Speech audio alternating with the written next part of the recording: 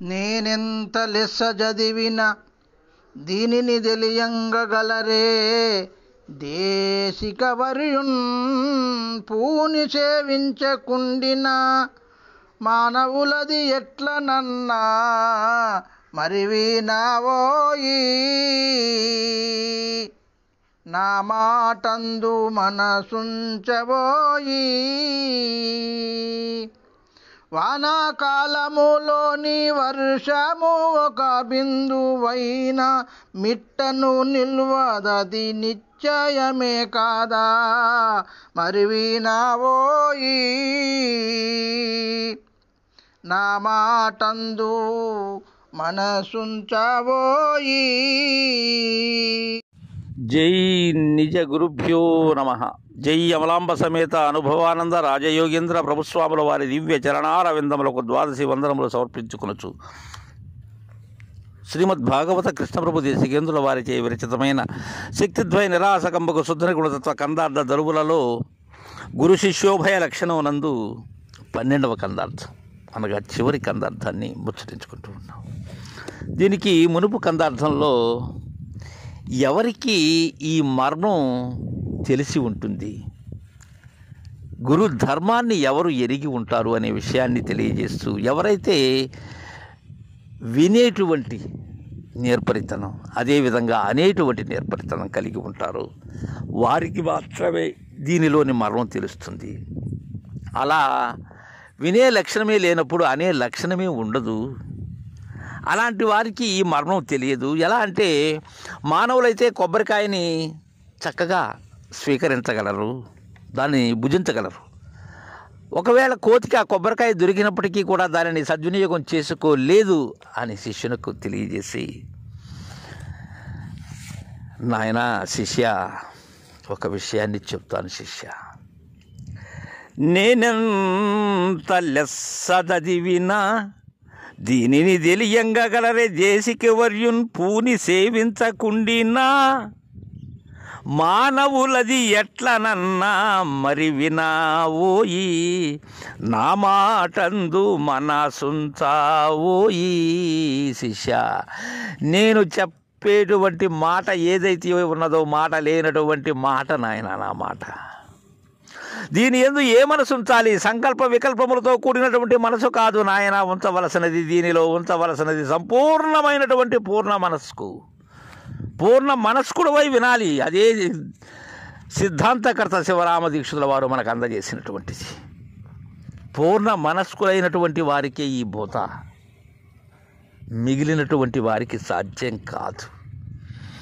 గురువాక్యము మీద ఎవరైతే మనసుని మమేకం చేస్తారో అది పూర్ణ మనస్కు, అది పూర్ణ మనస్సు. అంతేగాని దాని ప్రకారం అది వెళ్ళేటువంటిది కాదు నాయన ఇక్కడ మనస్సు. గురువాక్యము మీద లగ్నం చేసినటువంటిది పూర్ణ మనస్సు. విను శిష్య.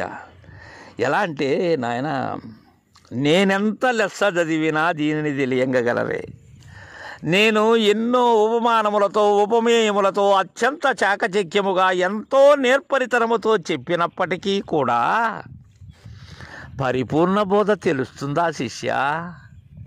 మాటల ద్వారా సాధ్యమేనా అది? గ్రంథ శోధనల ద్వారా సాధ్యమేనా అది? జపతప యజ్ఞయాగాది క్రతువుల ద్వారా సాధ్యమేనా అది?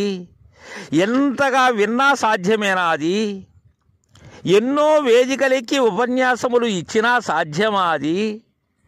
దీనిని తెలుసుకొనుట, పూర్ణ స్థితిని పొందుట, అశరీరిగా తను ఆ గురు ధర్మంలో చరించుట, బృహద్వాసిష్ట సిద్ధాంతాన్ని అందుకొనుట సాధ్యం కాదు నాయన. ఎప్పుడు సాధ్యం?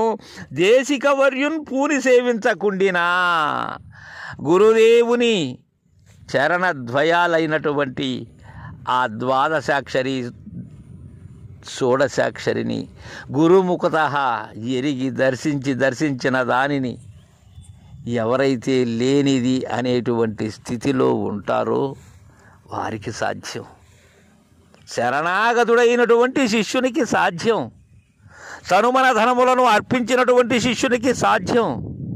నిరంతరము చతుర్విధ శుశ్రూషలను లోలత కావించుకున్నటువంటి శిష్యునికి సాధ్యం. గురువును తల్లి, తండ్రి, దొర, దాతగా ఎవరైతే ఆ భావనలో ఉంటారో వారికి భావనాతీతమైనటువంటి పరిపూర్ణ గుహ్యాది గుహ్యమైనటువంటి ఈ బోధ వారికి. అంతేగాని గురువును సేవించరు, గురువాక్యాన్ని వినరు, గురుబోధన ఉన్నది ఉన్నట్లుగా కనరు, మేము గురువులమే అనేటువంటి భావనలో తెగ చెబుతూ ఉంటారు.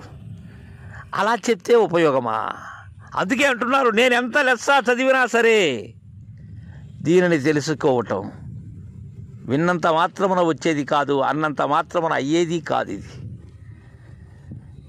ఇది అంది పొంది ఉండాలి. గురువు యొక్క పద కమలములను సేవించి గురువు ద్వారా అందుకున్నటువంటి వారే శిష్య దీనికి అర్హులు.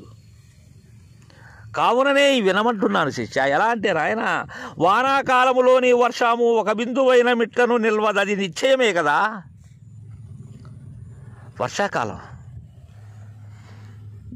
చాలా కుండపోతైనటువంటి వర్షం కురుస్తూ ఉంది అంటే ఈ బోధను అనర్గళంగా అవిశ్రాంతంగా చెప్తే కుదురుతుందా? అలానే అత్యంత ధారాపాతంగా వర్షం వస్తుంది, అయితే అది కొండ మీద ఉంటుందా? కిందకే వెళ్ళిపోతుంది. అది ఎందుకని? ఉంచుకునే స్వభావం ఆ మిట్ట ప్రాంతమైనటువంటిది ఏదైతే ఉన్నదో ఆ మిట్టక లేదది, పల్లమునకైతే ఉంటుంది. అలాంటి మిట్టతనం ఉండబడేటువంటి మిట్టిపడేటువంటి వారు ఎవరైతే ఉన్నారో వారికి ఎంత చెప్పినా ఇది వ్యర్థమే. వర్షాకాలంలో ఒక్క బిందువు కూడా మిట్టన నిలవదు శిష్య. తద్విధానంగానే ఆ కుటిలాత్ములు దుష్టులైనటువంటి వారికి ఎంత చెప్పినా, ఎంత చదివినా, ఎంత వారికి వినిపించినా సరే కుదరదు. ఎలా కుదురుతుంది? గురుదేవుని సద్గురుమూర్తి యొక్క పద కమలాలను తన హృదయపీఠం మీద అధిష్ఠించుకున్నటువంటి వారికైతే ఇది సాధ్యమవుతుంది. అది నిశ్చయమే కదా. వర్షాకాలంలో ఒక్క బిందువు కూడా మిట్టను ఎలా నిల్వదో తద్విధానంగానే గురుదేవుని పూజించనట్లయితే, గురుదేవుని సేవించనట్లయితే ఎంత విన్నా, ఎంత చదివినా సరే, నేను ఎంతగా కంఠశోషతో చెప్పినా సరే కుదరదు. దీనికి కావలసినది గురువు యొక్క శరణాగతి మినహా వేరే మార్గం లేదు అని మనకు చక్కగా 259వ కందార్థం ద్వారా తీర్పుని అందించారు భాగవత కృష్ణ ప్రభు దేశికేంద్రుల వారు. ఇది శ్రీమద్భాగవత కృష్ణ విరచిత ద్వైతాద్వైతరహిత పరమతత్వే గురు శిష్యోభయం లక్షణం నామ షోడశోధ్యాయ. జై గురుదేవా.